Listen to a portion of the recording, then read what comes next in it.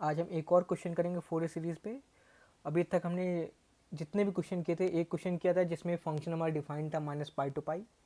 फिर एक और फंक्शन का फोरियर सीरीज निकालता है जिसमें फंक्शन डिफाइन था 0 to π इंटरवल में, है ना।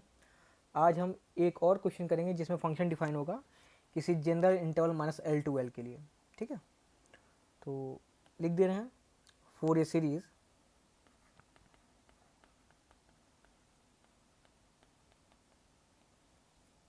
in the interval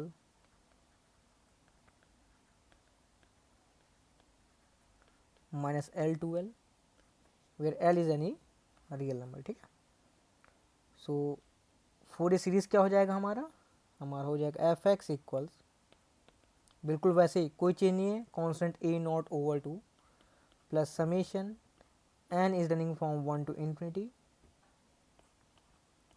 an cos n πx/L plus bn sin n πx/L। यहाँ पे थोड़ा चेंज है ना, यहाँ पे वहाँ सिंपली क्या था, nx था और यहाँ पे क्या है n πx/L है।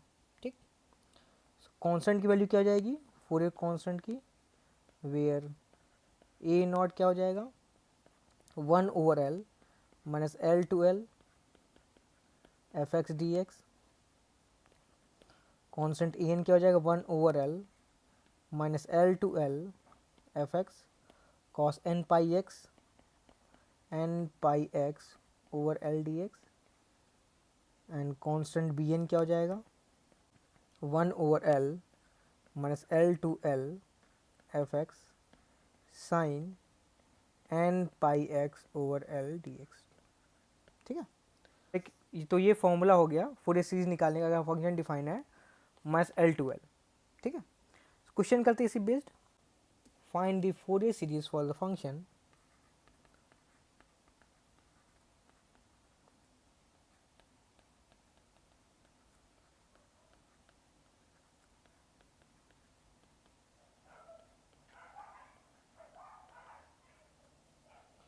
और फंक्शन क्या है हमारा x² from x equals -2 to 2। ठीक है, तो हमारा फंक्शन डिफाइन है -2 to 2, यानी कि l की वैल्यू क्या है 2 यहाँ पे। ठीक है, ओके, सो हमारा फंक्शन f(x) क्या है, f(x) है x² -2। ठीक है, डिफाइन कहाँ है -2 to 2। ठीक है, तो ये जो फंक्शन हमारा f(x) कैसा है, इवन फंक्शन आप देख सकते हैं। सो हमारा f(x) कैसा है, f(x) is an even function.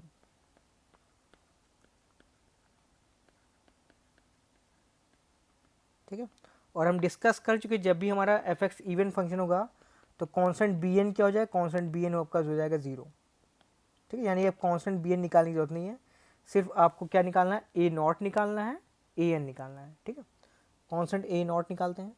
So formula क्या है A0 का, A0 इक्वल्स 1/L, L यहाँ पे 2 है, इंटीग्रेशन -2 to 2 fx dx। ठीक है, सो 1/2 -2 to 2 fx क्या है x² -2 dx।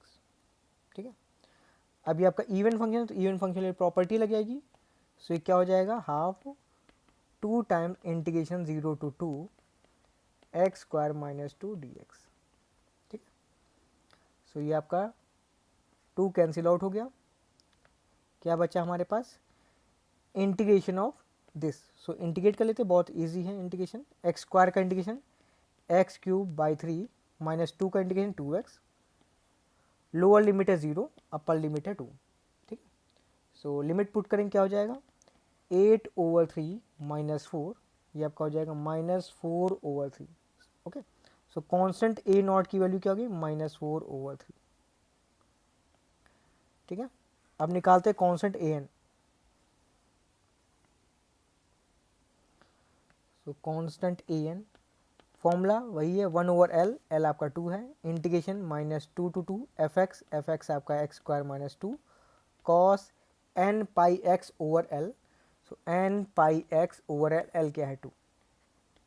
ठीक है, फिर से इवन फंक्शन में प्रॉपर्टी लगा लेंगे, क्या हो जाएगा ये half 2 times integration 0 to 2 x square minus 2 cos n pi x over 2 d x. ठीक है, ये आपका 2 कैंसिल आउट हो गया। क्या बचा हमारे पास? Integration 0 to 2 x square minus 2 cos n pi x over 2 d x. ठीक है, अब इसे आप इंटीग्रेट कर सकते हैं बहुत ईजिली, है ना। आप कैसे करेंगे? इंटीग्रेशन बाय पार्ट लगेगा, है ना। तो इंटीग्रेशन बाय पार्ट लगाएंगे, इंटीग्रेट करेंगे। मैं डायरेक्ट वैल्यू लिख रहा हूँ। ये आपका क्या आ जाएगा? ए एन आपका आ जाएगा 16 cos n pi over n square pi square. ठीक है, कॉस एन पाई की वैल्यू आप रख सकते हैं। सो क्या हो जाएगा? A n equal 16 minus 1 raised power n n square pi square. ठीक है, तो ये आपका हो गया कांस्टेंट ए एन की वैल्यू, है ना। अब आराम से फोरियर सीरीज लिख सकते हैं। सो फोरियर सीरीज क्या हो जाएगा? F x equals a nought over 2 plus summation n is running from 1 to infinity a n cos n pi x over l जो कि 2 है, plus b n sine n pi x over 2। ठीक है, b n constant b n आपका 0 है, तो ये पूरा पार्ट आपका वैनिश कर जाएगा। क्या बचेगा? सिर्फ ये पार्ट बचेगा। ठीक है, तो लिख रहे हैं सारे कांस्टेंट की वैल्यू के साथ। सो एफ एक्स हमारा क्या था? X square minus 2। Right hand side में क्या है? ए नॉट ओवर 2। ए नॉट की वैल्यू है -4/3। आप देख सकते हैं -4/3। सो ए नॉट ओवर 2 क्या हो जाएगा? -2/3। सो ये आपका हो गया -2/3 plus summation n is ring from 1 to infinity। A n की वैल्यू क्या है? ए एन की वैल्यू रख रहा है। ए एन की वैल्यू है 16 minus 1 raised to power n over n square pi square cos n pi x over 2।